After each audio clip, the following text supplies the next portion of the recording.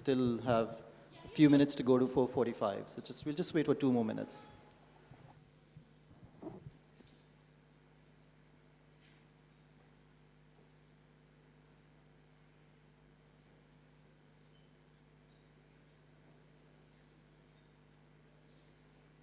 His last assignment was advisor to the Prime Minister on institutional reforms. Dr. Ishrat has been awarded the Nishan-e-Imtiyaz, which is Pakistan's highest civilian award. To his left is Dr. Asma Hyder. Dr. Asma Hyder is the Dean and Professor at the IBA in Karachi. She's a former member of the Planning Commission, Ministry of Development and Reform in Islamabad. Her research interests are focused on development issues, specifically labor markets, wage differentials, schooling, gender health, and social well-being. Lastly, we have Dr. Vaqar Ahmed, who's a former civil servant. He is currently Joint Executive Director of the Sustainable Development Policy Institute, the SDPI. Dr. Vaqar has worked with the UNDP. He's taken assignments at the Asian Development Bank, the World Bank, Ministry of Finance, Planning in Pakistan, and has held advisory roles in provincial governments of Sindh and Khyber Pakhtunkhwa. So I have the privilege of having with me a very well-established panel of experts who know their subject area. And because this is such a critical topic and it's quite broad, I'm going to go straight into it and start with Dr. Ishrat. So, Ishrat Saab, normally in developing countries, in South Asia and elsewhere, the idea about development, as the title says, development and economy and all these things, it is widely considered the domain or the main area for transformative leadership. The great man theory, someone is going to come and completely change things around and rescue the country and make things great. How important or how well understood do you think institutions and institutional reform comes into this framework of development and long-term prosperity for any country? Well, thank you. First of all, let me thank everybody who has come here, because there is a very interesting session parallel to this, which is Anwar Maqsood. So I was telling Sibtain कि अगर मुझे भी choice होती तो मैं उस session में होता, इस सेशन में नहीं होता. तो आप सबका बहुत शुक्रिया कि आप तशरीफ़ लाए हैं अनवर मकसूद का सेशन छोड़ के, तो इसके लिए मैं शुक्रगुजार हूँ. The institutional reforms is essential because the expectations of a common citizen for the delivery of basic public services which have to be provided by the government, that is a disconnect between our capabilities and our capacity to deliver this and the rising expectations of the people of Pakistan.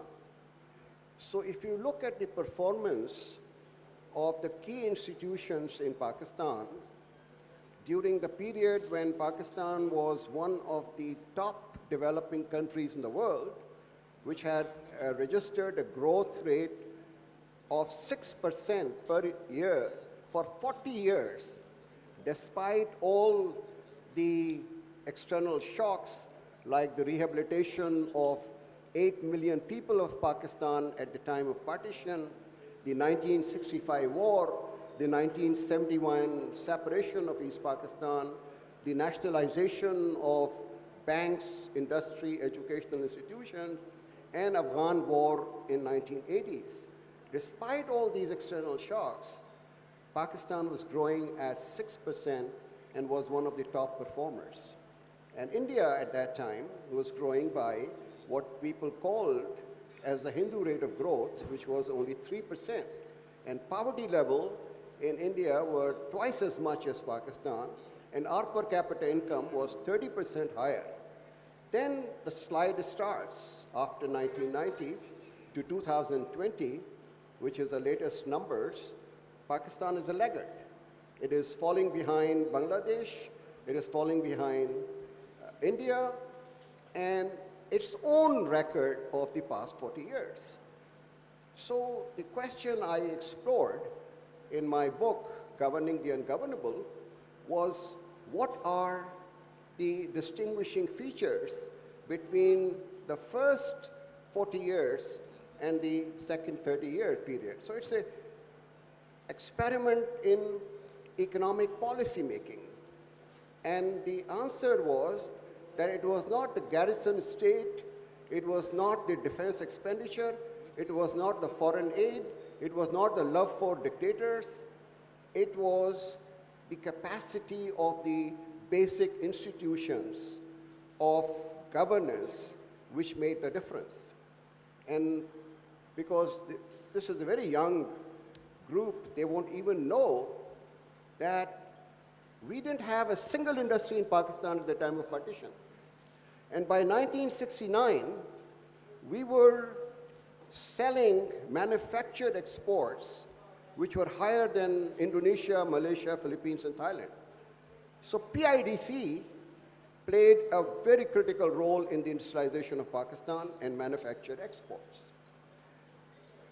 We were 3 million people, and we were starving because we couldn't produce more than 3 million tons, and we had to rely on PL 480 imports from food imports from the United States in order to feed our population. We had Agriculture Development Corporation. We brought in the Mexipark seed, the Erie rice, the fertilizers, the herbicides, the insecticides, and the irrigation water.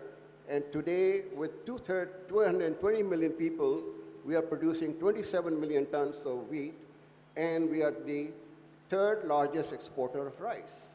So that was the contribution of Agriculture Development Corporation. We had WAPDA, which created the Indus Basin Works, which was the most intricate and complex piece of irrigation works. And we had Turbela and Mangla in order to restore our water supplies from Ravi and Beas. And let me tell you and this audience that the entire engineering staff of Indus Basin Works was picked up by the World Bank and Block. And they told the other countries that if you want to learn irrigation, here are the people who would teach you how to do the irrigation. And the fourth example I would give you is a PIA. PIA was one of the most sought after airline, and Karachi was a hub. I used to go to Africa from Washington, and I'll stop over in Karachi because I could take Sabina, I could take Air France, I could take any airline in order to go to Africa.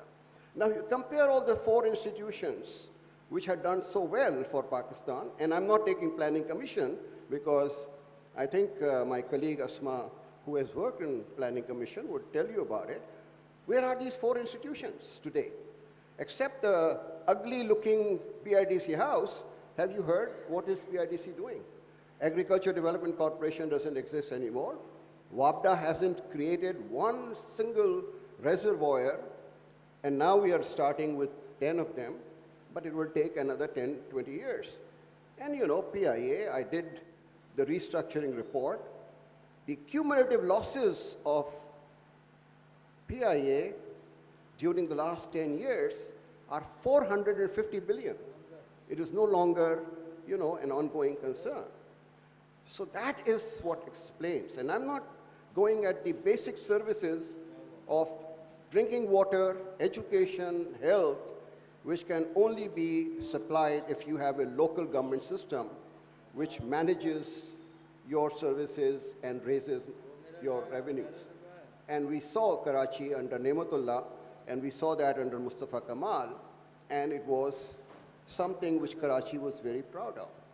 So that is the reason why institutions at the local government level and at the provincial and the federal level are so critical for sustained and inclusive economic growth. So that is my thesis, which I have documented in my research book, which is the Governing the Ungovernable. So Ishrat sir, just a follow-up question on that. So you've mentioned institutions. Much of this is at least known to the people of a certain age, the good work done by PIDC and other institutions that you mentioned. You spoke about the decline starting from the 90s, but in the 21st century at least, there have been several governments that have focused on institutional reforms. I mean, we can talk about the reforms under President Musharraf, Then we can talk about the reforms under the People's Party. Then the PTI government actually had a very strong focus on institutional reforms, and you were the advisor to the Prime Minister, and you also were part of the National Commission of Government Reforms under General Musharraf. Using that, and I would like to just take that opportunity to ask your views on what are the challenges, failures, and successes then? If the government is talking about it and you are part of it, why haven't we seen concretized institutional reforms in the past 20 years? I've written about it, and the news has published my 2 articles. There is an asymmetry between the political loss which a government undergoes when it takes very difficult decisions. The losses are immediate, visible. If you sack people from the steel mill, there will be thousands of people out on the street because they are organized and they want to remain in their jobs. And the political parties cannot see that happening because the gains will be somewhere in the far distant. And at that time, this government will not be in power, whether it is a PMLN government or PPP government, they will not be in power. So the gains will accrue to somebody else.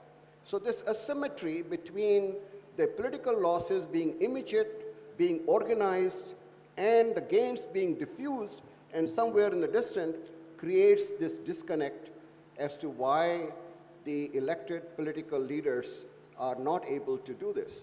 And the military dictators also want to be very popular. And they forget that they are not there for appeasement, they are there in order to get the task done. But they also become, hostage to this popularity.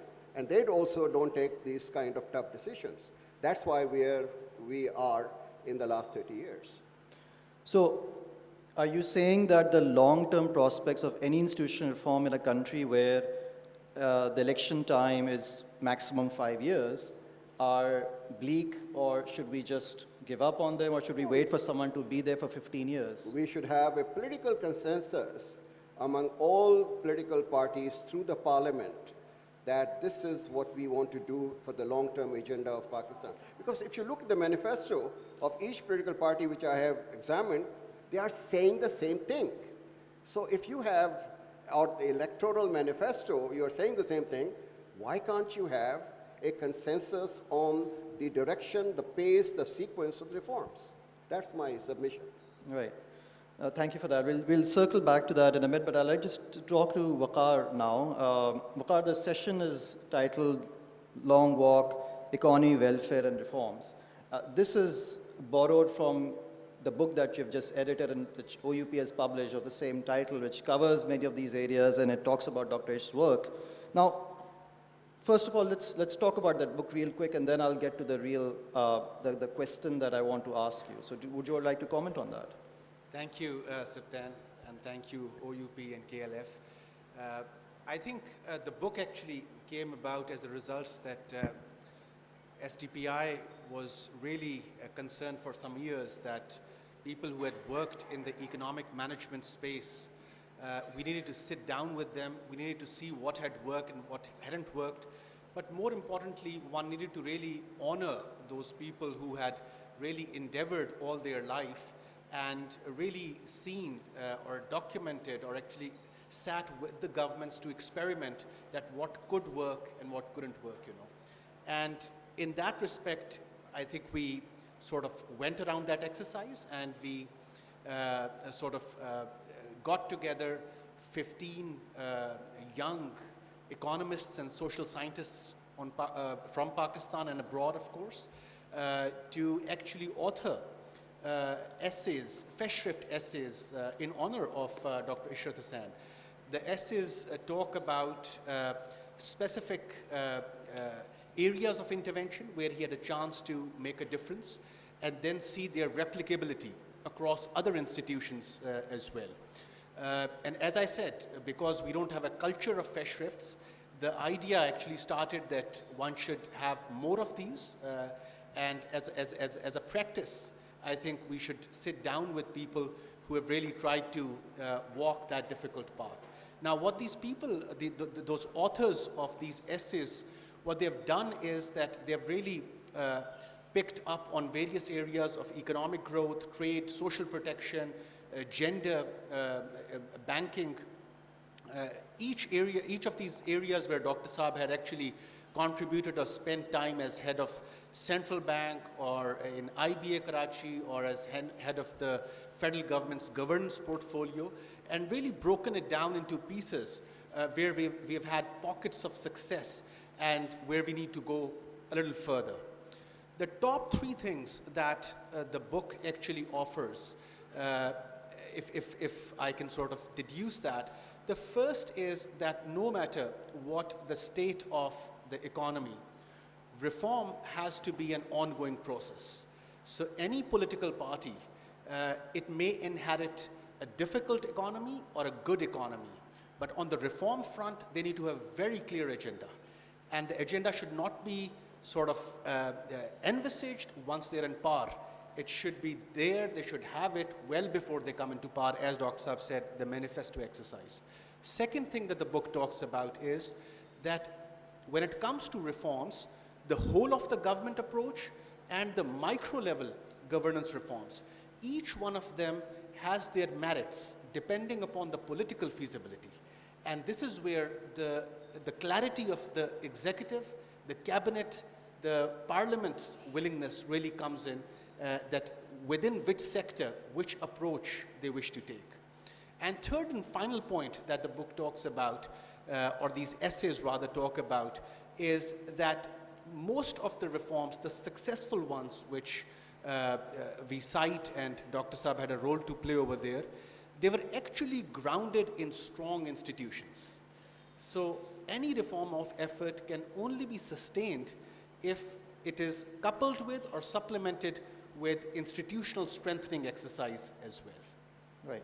Thank you, Vaqar. I'm sure it's very interesting and our readers would like to do it. But now I'd like to, Ishrat Saab summed up the history of our institutions very well and where we are and the overall decline and how it all sort of transpired because of political expediency. Can we talk about the current state now? Let's bring the conversation to the here and now. The PTI government started off with a very strong focus on institutional reforms, a fairly broad manifesto, a good team, and all those things.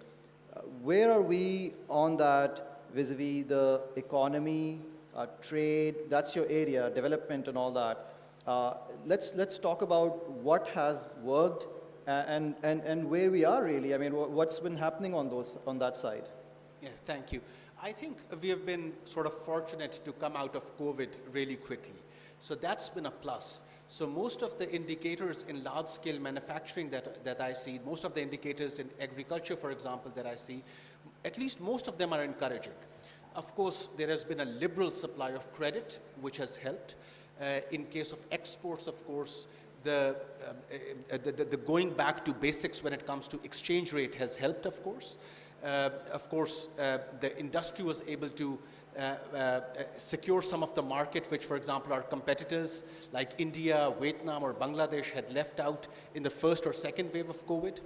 Remittances have helped and added resilience to the economy. I think we're in the real sector, or probably when it comes to the balance of payment, the challenge is that economy needs to get more resilient to external shocks. Russia-Ukraine fallout, another wave of COVID maybe, or the likes, these are things which will continue to happen. And not just this government, but any government would see themselves in the middle of such external uncertainties. So most part of inflation that you see is largely or the sentiments around inflation are exacerbated due to these external shocks. So developing countries who have really developed their resilience from these shocks, from commodity price shocks, for example, from the vulnerabilities of where will I import my wheat from now, those are the economies which will be able to sustain themselves. But looking in the medium to longer term, this is the way to go, whichever political party is in power. Yeah.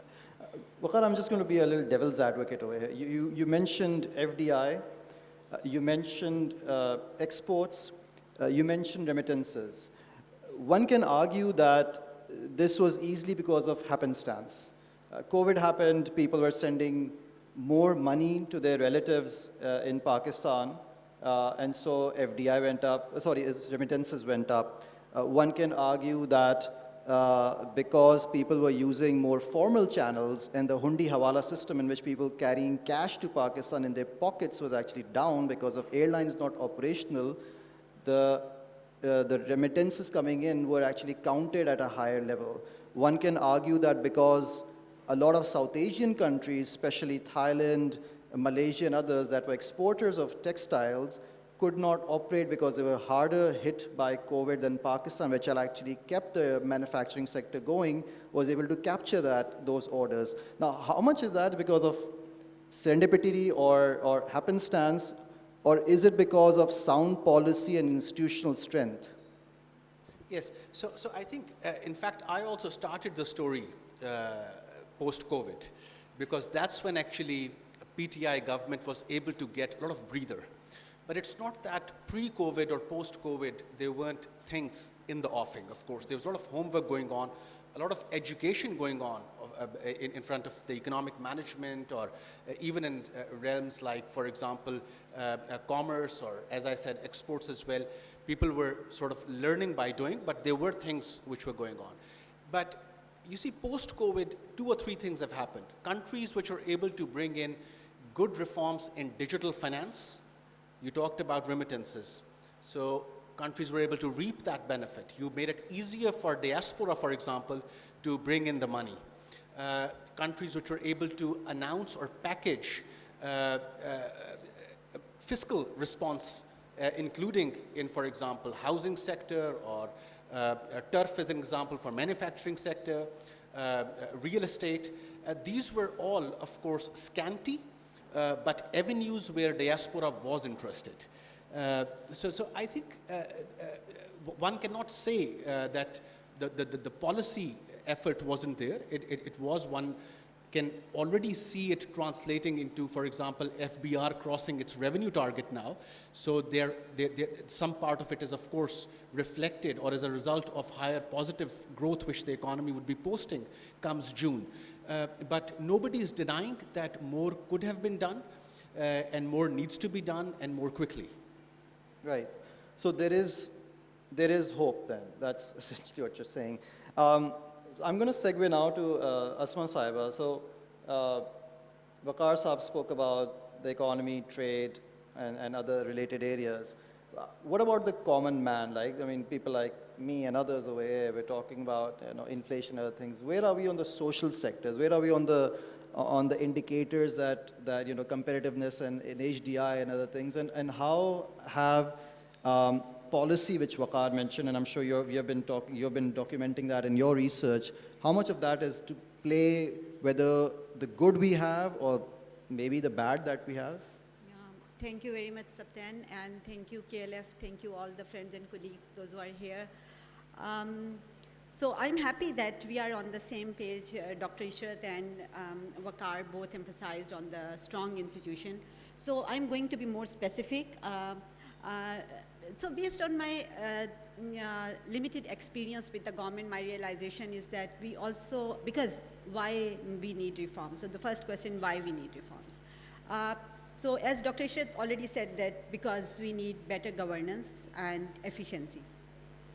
So if we look into our governance system, the Planning Commission, for instance, there are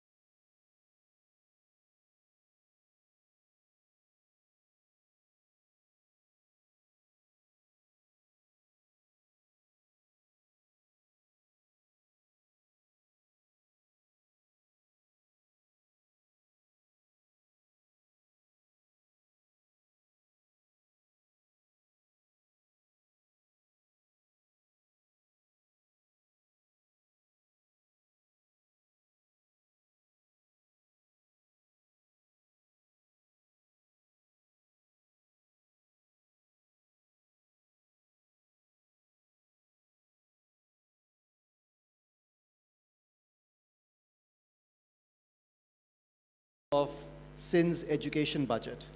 So we need to rely on the provincial government to educate children, and as much as we love talking about philanthropy and charity, the change has to come from policy, which brings me to my other question. Ishrat Saab spoke about institutions, many institutions he mentioned that were performing in the 60s and early 70s and then sort of took a decline from then. And one of them is the Planning Commission. We went through some 5-year plans in the Ayub Khan era, and you have experience of working with the Planning Commission. Let's talk about that from the economic point of view. Where is the Planning Commission? One doesn't hear about it at all. Is it functional? Do we have an active body? Is something happening on that side? Yeah, so Sibtain, first your question about, and you said about the CSR. So this is a very small thing, you know. We can't actually change the economy or something. Yeah, it's a good thing. Yeah, it can be a source of financing, but it's not a leading thing. So as far as the 5-year plans and such type of things, so Planning Commission, those 5-year national plans are basically redundant. They are not required anymore. So the better idea, when we talk about the reform and restructuring, we need a strong think tank. And the present Planning Commission, they do not have that capacity to serve as the think tank. So we need thinking about where the economy and the, should be heading toward, where the major investments are required, where the system should be changed. So a lot of thinking and data is required for that. And unfortunately, whatever the Planning Commission is right now, they don't have that capacity to do that.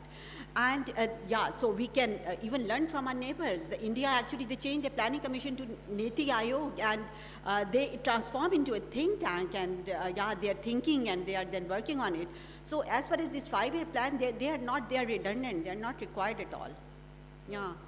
So you're saying that it's no longer a critical arm of the state. Yeah. That would be the conclusion. Yeah, so my point is basically we need to strengthen every layer of the government. So we need to strengthen a provincial government, and then district, and then local bodies. So we need to strengthen this devolved system, and then we need to give them autonomy. And the people, the key people at all layers of the government should be accountable and give them powers, and then hold them accountable. So this is what actually is required right now.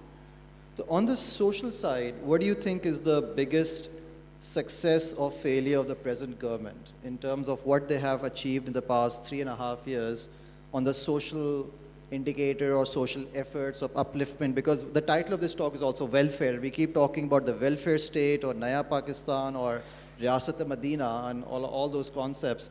One point of view is that it's a tagline or it's a marketing gimmick, and the other thing is that there is something real happening. So Sibtain, yeah, quite a difficult thing to comment on that, but honestly, you know, एक तो COVID की वजह से definitely एक बहुत it was a very big shock, not only for the Pakistan but for the world, for the global economy. So all these things, for instance, as I said, in health, the different indicators, mortality rate, child, mother mortality rates, or even in the education sector, it takes some time to adjust these things. So we can't actually overnight can't do anything, but.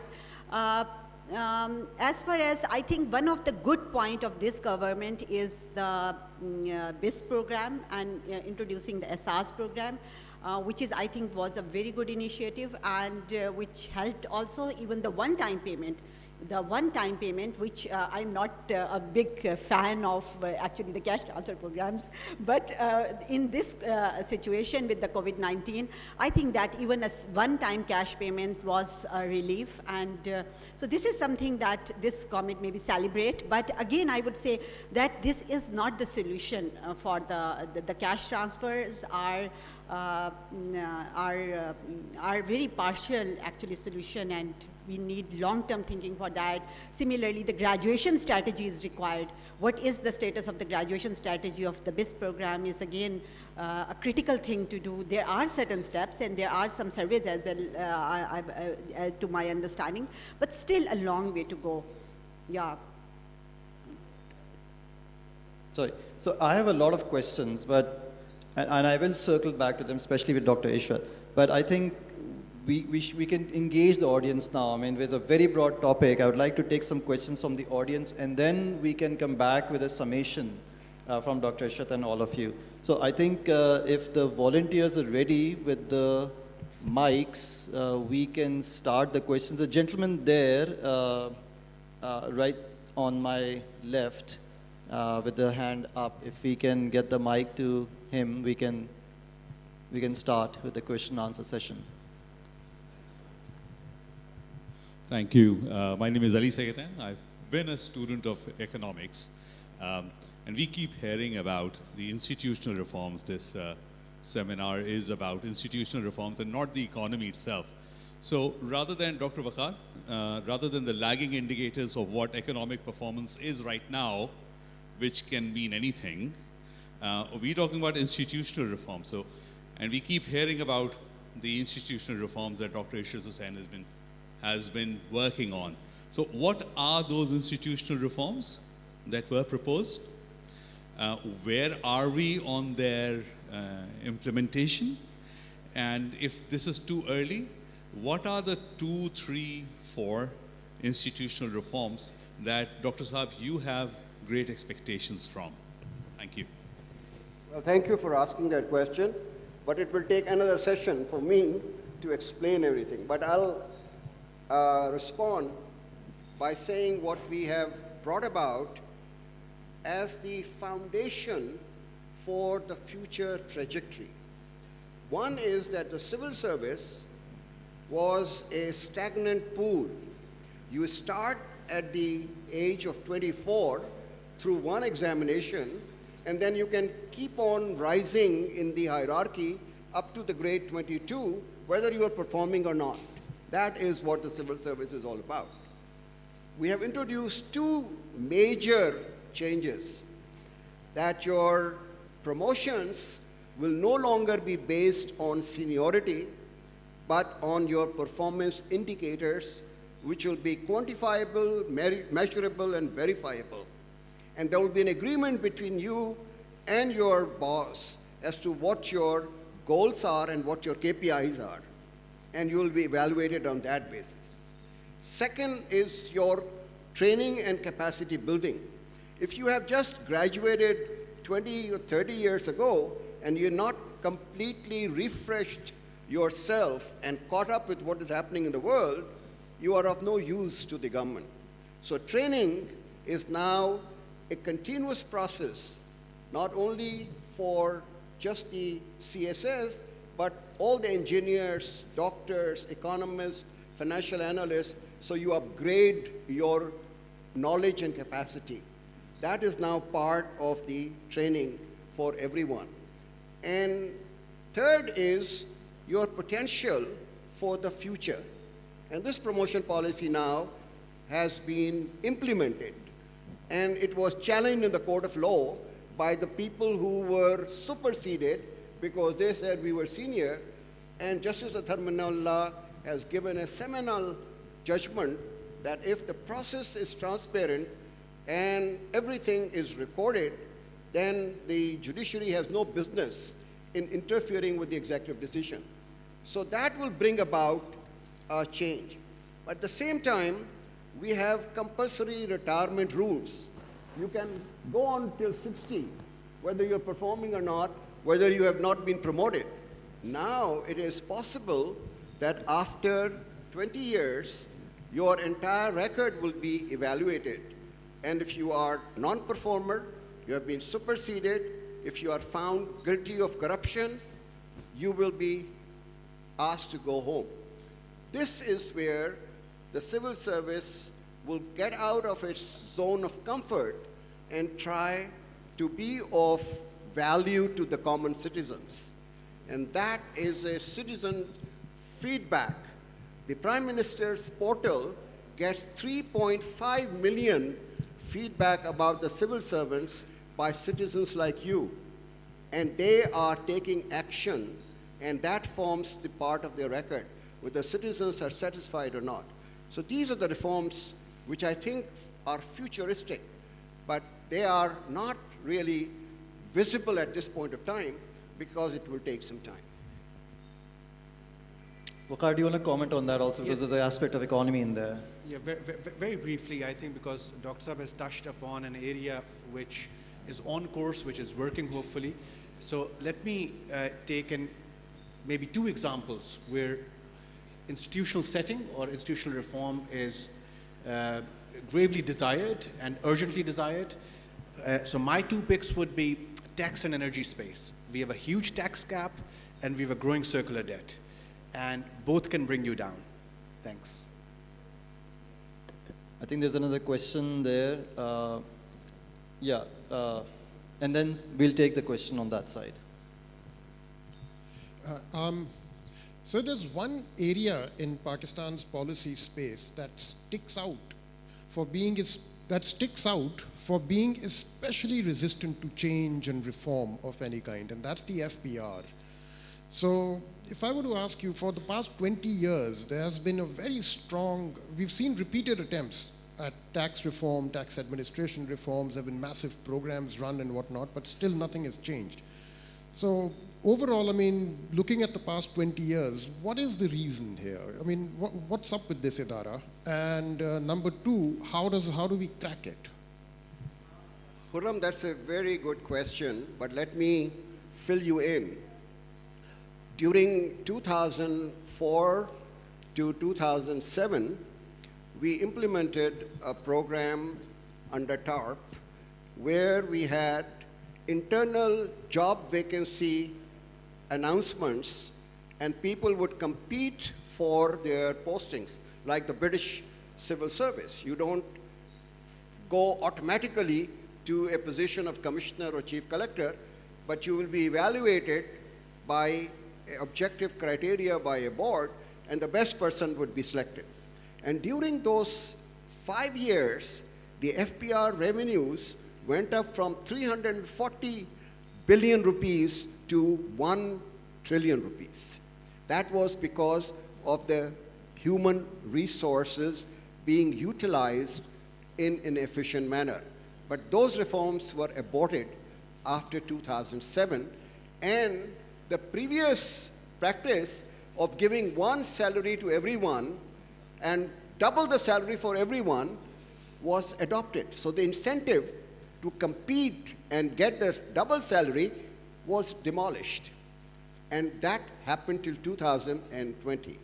Now again, we are going in for human resource reform. But to me, the best reform is automation, digitization, and computerization. And I give you a practical example which you can verify from any exporter. Export refund system was riddled with corruption. Even if you wanted to get your check, you had to pay 3% just to get the check. The faster system, you upload all your documents, your claim for the refund, and there is an artificial intelligence algorithm which processes your claims. And if you are up to the date and you have filed all the documents, it prepares the check for you, and it has your account number, IBAN, in which it goes and deposits your funds. 250 billion rupees were transferred through this mechanism in 2020-21, and this year, almost 200 billion have been done. Now, this requires for income tax, this requires for sale tax, this is only for exporters. You minimize the interaction between a tax collector and a taxpayer and automate this. This is the best reform you can expect from FPR. Yes, the gentleman on the left. This is Junaid Ansari. मेरा question तो Sir, can you speak थोड़ा जोर से बोलें? Junaid Ansari here. I'm a professional journalist. I have a question especially for Mr. Vaqar Ahmed. वक़ार साहब ने जैसे एक अपने कमेंट के दौरान एक चीज़ कही कि हमारे जो एक्सटर्नल मामले थे, एक्सटर्नल प्रेशर्स थे, जिसकी वजह से हमारी इकोनॉमिक कंडीशंस परफॉर्म नहीं कर पाई और महंगाई बढ़ी है. मेरा क्वेश्चन ये है वक़ार साहब, क्या हमें समझा पाएंगे क्या इंटरनल फैक्टर्स जो हैं उस पर हमने कितना काम किया, ہم نے 3.5 سال میں جو دعوے کیے, جو کہتے رہے ہم, جو ہمارے ٹارگیٹس سیٹ کیے ہم اکانومی میں یہ ریفارمز لائیں گے, کیا ہم وہ لا پائے؟ F D I foreign direct investment نہ آنے کی وجوہات کیا ہیں, اور اس کے لیے گورنمنٹ نے اب تک کیا کیا ہے؟ آپ کے نظر میں کیا وہ کافی ہے؟ اور نمبر 2 اور امپورٹنٹ تھنگ, جیسے انسٹیٹیوشنل ریفارمز کی بات کی گئی, اور اس میں ایک اسما محمود صاحبہ نے کہا شاید کہ پروونشل گورنمنٹ کی فنکشنریز بھی صحیح نہیں. میں یہ سمجھنا چاہتا ہوں کہ انسٹیٹیوشنل ریفارمز کی جب ہم بات کرتے ہیں تو انسٹیٹیوشنلائز کے لیے بیسکس کے لیے ہم نے کیا کیا ہے, کیا کرنا چاہیے؟ کیونکہ جب تک institutional reforms is totally directly linked with the political will, اور جب تک سوشل ریفارمز نہیں آئیں گے, پولیٹیکل اسٹریٹجیز کلیئر نہیں ہوں گی, how we achieve institutional reforms? So kindly respond on that. So we have a question for Vaqar, and then we have a question for Asma. Thank you. I think both very good questions. Thank you very much. ظاہر ہے میں government کا ترجمان تو نہیں ہوں, لیکن of course آپ کی بات صحیح ہے کہ انٹرنل فیکٹرز میں 2 جو بڑی چیزیں ہیں, ایک وہ کہ وہ ریگولیٹرز جنہوں نے پرائس انفلیشن کو, افراط زر کو چیک کرنا ہوتا ہے, ان کی آف کورس فنکشننگ میں بہت بہتری کی ضرورت ہے. اور ظاہر ہے کمپٹیشن کمیشن آف پاکستان کے اندر ڈاکٹر صاحب نے کچھ تجاویز بھی دی تھیں, لیکن پھر گراس روٹ لیول پہ آپ کی جو پرائس مانیٹرنگ کمیٹیز ہیں وہاں پہ بھی بہت زیادہ امپروومنٹس کی, اور امپروومنٹ زیادہ کیپیسٹی کی بھی وہاں پہ ضرورت ہے. آپ نے ایف ڈی آئی کی بات کی, again very good question. F D I of course کچھ عرصہ تو کووڈ کی وجہ سے ڈسٹرپشن کا شکار رہی ہے, لیکن اب of course China plus non China F D I آہستہ آہستہ آپ کو کسی نہ کسی مہینے کچھ نہ کچھ ایگزامپلس مل رہی ہیں کہ آنا شروع ہو گئی ہے.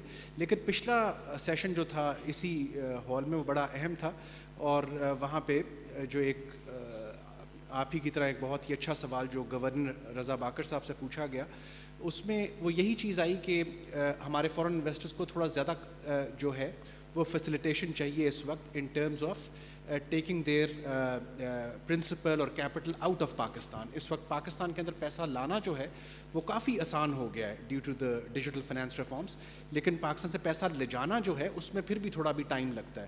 اور آئی ایم شیور اس طرح کے ریگولیٹری اسپیس میں اور بھی انویسٹمنٹ انیبلرز ہوں گے جن کی ضرورت ہے. اس کے اوپر ایک جو اچھا کام ہو رہا ہے ایف ڈی آئی میں وہ پی آر ایم آئی ہے, پاکستان ریگولیٹری ماڈرنائزیشن انیشیٹو, جس کو فیڈرل بی او آئی صوبائی بی او آئیز کے ساتھ مل کے امپلیمنٹ کر رہا ہے, اور اس میں کافی حد تک جو ہے ایک ون ونڈو کا کانسیپٹ جو ہے اس طرف ہم آہستہ آہستہ جا رہے ہیں. Thank you very much for the question. Waqar صاحب نے اس کا کچھ حد تک تو جواب دے دیا ہے, لیکن جو آپ کا یہ سوال کا ایک حصہ ہے کہ ریفارمس کے لیے کیا کچھ ہو چکا ہے اور کیا کرنے کی ضرورت ہے, میں کوئی بہت ڈسکریجنگ جواب نہیں دینا چاہتی, لیکن سم ہاؤ جو پولیٹیکل ول ہے وہ ابھی بھی مجھے اتنی نظر نہیں آتی, بے شک what ever the government is. دیکھیں ہمارے پاس کچھ اگزامپلز ہیں. فار انسٹنس نادرا ایک بہت اچھا انسٹیٹیوشن ہے, ہمارے پاس سکسیس سٹوری ہے, موٹر وے پولیس کی سکسیس سٹوری ہے, این سی او سی اب کافی حد تک کر رہا ہے, لیکن اب آگے اس کو کتنا کرنے کی ضرورت ہے, اس میں سب سے میرا خیال ہے کہ where we need to go toward is basically to reduce the size of the government and bring more efficiency in the system. اور اکاؤنٹیبلٹی کی بھی کافی حد تک ضرورت ہے کہ اس طرح کے سسٹم بنائے جائیں جو کہ اداروں کو کے لیے اکاؤنٹیبل ہوں, ان کے پرفارمنس کے اوپر بھی, ان کی فائنینسنگ کے اوپر بھی. یا so this is my comment on that. There's a question over there, the lady over there. Assalamu alaikum. I am a research scholar from Applied Economic Research Center. My question is from Dr. Vaqar. I'm a frequent reader of your articles regarding food security, and I think you write very coherently. I want you to shed some light on what is government's reform policy or will when it comes to agriculture. We see that 60% of our labor is employed in agriculture. Netherlands, despite being a very small economy in terms of land, they are still the world's #2 economy that exports food, and they are the second in the world. Why can't Pakistan think in terms of food security? Thank you. I think the longer term answer around agriculture productivity can be given by Dr. Ishrat, given that he's been part of the cabinet and had a chance to, of course, see how agriculture transformation plan of the Prime Minister is really taking shape. But I think one of the good things which has taken place is the food security dashboard. So up until now, surprisingly, we didn't have a real-time sort of online place where one could really monitor how much stocks were really being handled at the district level or at the tehsil level, for example. And due to that, there were demand and supply mismatches. Those demand and supply mismatches were then sort of capitalized by the middlemen. And those middlemen could easily increase price or decrease price. So now you have a food security dashboard in place at the Ministry of Food Security, where for 8 agricultural items, and of course one could add more items in the future, but for 8 sort of very sensitive agricultural items, you have the supply data, which is reported by the deputy commissioners, and it comes in every evening. You also have the price data, which one can see on a daily basis now. So it's still, of course, a step away from becoming real time, but at least we'd be able to minimize the surprises that one gets by the time we receive the information of agriculture shortage or wheat having been smuggled somewhere. It's too late. So one sort of needs to reduce that lag time. Gentleman in front. Yeah. Nadeem, go ahead. Ji, Assalamu alaikum. My question is from Dr. Ishrat. Dr. Sir, where do you see the local governments come in to the equation of the direct welfare of the people? I mean, we talk about reforms at the national level. There isn't much talk about reforms at the provincial level, but the reforms or perhaps the existence of local governments are still in question. Thank you. I totally agree. I started with this, that for a common citizen, the contact point is a local government. Whether it is education, it is health, drinking water, sewage, sanitation, public transport, this is all local government activity. It is not the activity of the provincial government or the federal government. And we have never, except for 2001 to 2007 period, strengthened the local government system. You cannot rule sitting from Karachi, Lahore, Peshawar, and Quetta. That is not possible anymore. 220 million people. Now the model which has been developed by Punjab, despite the resistance from the members of the Provincial Assembly, is that the mayor of Metropolitan Corporation of Lahore would be directly elected by the people of Lahore. And he or she would have LDA, WASA, Sewerage Authority, Solid Waste Disposal, education up to metric, health facilities, Transit Authority, everything under his jurisdiction. And the Lahore Metropolitan Corporation would raise the property taxes. Today, the property tax alone, according to my calculation, in Karachi, Lahore, and Islamabad, can feed these cities without a single penny from the divisible tax pool. Because you know that this money, which I'm paying as a taxes, is being spent in my jurisdiction. I can see the benefit. Once it's go to Islamabad, you do not know where the money is going in. So this is the model which we should apply for the entire country. And I can assure you, based on our own empirical evidence and cross-country experience, that a common citizen would be the beneficiary of it. And that, I think, is the future for Pakistan. So we just have a few minutes left. I think we can stop the question here. I would just like to take the advantage of Dr. Saab, your presence over here. We've spoken about the history, we've spoken about the current state, but really want to know what can we foresee, what can we expect. This government has about a year and a few months to go, but where do you see these institutional reforms that you started a few years back, and where are the other areas that we can expect improvement or no improvement? I don't think we should confine ourselves to institutional reforms. We as a nation should decide that we are no longer going to be dependent on the IMF or external donor agencies for our future sustenance. And for that, you require a strategy which is a long-term strategy, which is not coterminous with your electoral cycles. That means, number one, that you have a younger population. 60% of your population is below the age of 30. You have to equip them with the tools and the techniques that they can be active and productive workforce for Pakistan and for other countries where the demand for these skills are setting in. So technical and vocational training to our population of the younger generation, everybody cannot become a college graduate. That is an integral part. Science, technology, engineering, and maths, that's the future, because we are going into a technological world. We have to start from the school. We have to have math as a very important tool for our school education. Unless we do that, we will be left behind, because you cannot expect people at the level of graduation or the post-graduation that they will be able to make up for all the deficiencies. The Silicon Valley entrepreneurs are willing to come to Pakistan and invest here, provided we can produce 100,000 IT graduates every year. We produce only 25,000. We have to get out of this business of general studies. We have to concentrate on STEM subjects. China today produces more PhDs in STEM subjects than United States of America. And that's why, look at the emerging technologies in which China is now leading. So we have to learn.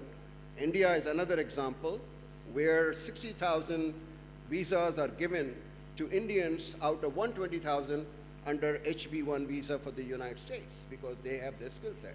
So we have to start from the school and equip our younger generation to serve not only this country, but Japan, Germany, who are now short of labor force, and we can become the workforce.